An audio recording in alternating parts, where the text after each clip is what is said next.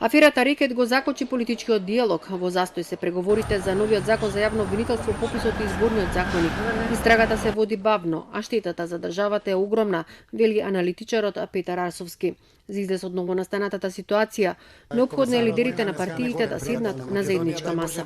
Лидерска средба секако е добра да се случи во овој момент, бидејќи таа може да го откочи евентуално политичкиот диалог, но не заборавајте дека за лидерската средба да има било каква ефикасност или да може да се разговара посериозно на лидерската средба, треба да има и некакви првични информации од истрагата околу Рекет.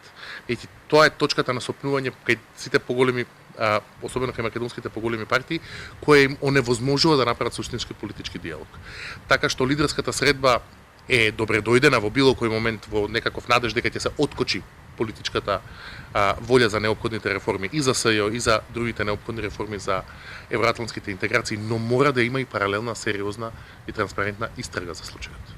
Доколку партиите имаат волја, веднаш може да го согласат законскиот текст за јавно обвинителство, но без дополнителни услови.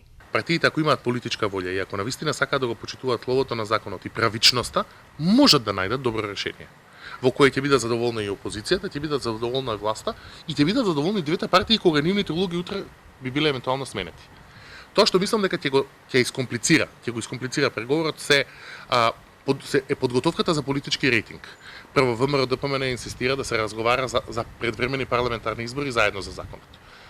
Тоа не верувам дека може да се случи, односно не верувам дека тие можат заедно со законот да се договорат за датум за предвремени парламентарни избори. Условувањето на едното со другото може двете да ги искомплицира.